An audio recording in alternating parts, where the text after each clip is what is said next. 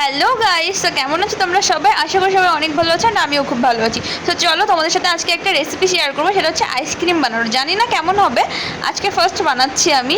ইউটিউবে দেখেছিলাম, তো আম দিয়ে, আম দুটো না এক্ষুনি ফ্রিজ থেকে বের করে নিয়ে এসেছি। তার জন্য একটু আমের গায়ে একটু জল জল ছিল, তো চলো আমগুলোকে ধুয়ে নিই। আর দেখো একটা আমের গোড়াটা একটু পচে পচে যাচ্ছে, এই জন্য ভাবলাম তাড়াতাড়ি করে এই আমটাই আগে নিয়ে নিই। আরেকটা কিন্তু খুব সুন্দর, দেখো এই দেখো আমগুলো কিন্তু আমি কেটেও নিয়েছি একবারে। তারপরে একটু পেস্ট করে নেব আমগুলোকে।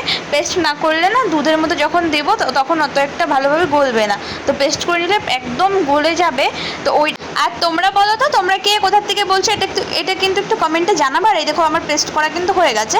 এদিকে কড়াইও বসিয়ে দিয়েছি, কড়াইতে যে জলটা ছিল সেটাও দেখো শুকিয়ে যাচ্ছে, সেটা একটু দেখাচ্ছি তোমার সাথে। একটু কড়াইটার জলগুলোকে আমি হাতটা দিয়ে নেড়ে চেড়ে দিচ্ছি, আমার এইভাবে করতে খুব ভালো লাগে। তারপরে দেখো কড়াই গরম হয়ে গেছে, আমি কিন্তু দুধ ঢেলে দিচ্ছি। আর এটা কিন্তু প্যাকেটের দুধ, লিকুইড। যদি তোমরা আসল একদম পিওর গরুর দুধ পাও তাহলে আরও বেশি ভালো হয়। তো এই দুধটাকে এখন অনবরত নেড়েই যেতে হবে যতক্ষণ না ঘন হয়ে যায়। দেখো এখন কিন্তু ঘন হয়ে গেছে, আমি কিন্তু পেস্ট করা আমটা দিয়ে দিচ্ছি।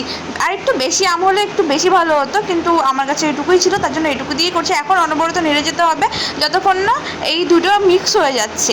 আস্তে আস্তে আস্তে আস্তে কিন্তু মিক্স হয়ে যাবে, তো ততক্ষণ নেড়ে চেড়ে একদম শুকিয়ে নিতে হবে।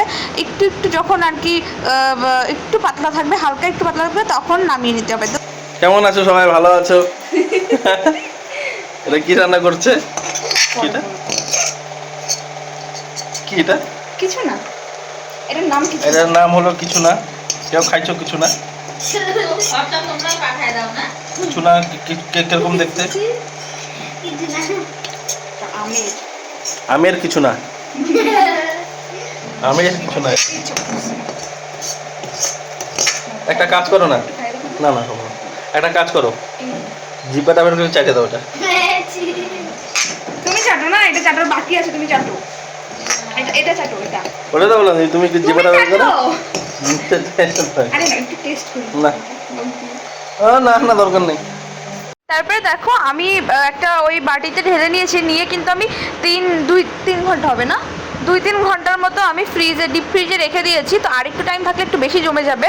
এটা একটু পরে রেখেছি, ওই বাটিটাতে একটু আগে রেখেছি, তো ওটা কিন্তু জমে গেছে। এটাই আর একটু সময় লাগতো জমে যাওয়ার জন্য। তো এমনিও কিন্তু ভালো লাগছে, তোমরা 2-3 ঘন্টা রেখে দেবে, দেখবে জমে যাবে। এই দেখো এটা কত সুন্দর জমে গেছে। আর এইভাবে জমে যাওয়ার পরে খাবার দেখবা কীরকম লাগে। তোমরা একবার হলেও ট্রাই করে দেখতে পারো। আমি ফার্স্ট টাইম বানিয়েছি, আমার কাছে খুব ভালো লেগেছে। তোমরা ট্রাই করে দেখতে পারো, তোমাদেরও ভালো লাগবে আশা করি। তো চলো আজকের মতো এখানেই টাটা, আবার আসবো কোনো একটা নতুন রেসিপি বা কোনো একটা নতুন ভিডিও নিয়ে। তো চলো আজকের মতো টাটা। আর সবাই কমেন্টে জানিও কিন্তু ভিডিওটা কেমন লাগলো, পুরো ভিডিওটা ওয়াচ করো প্লিজ।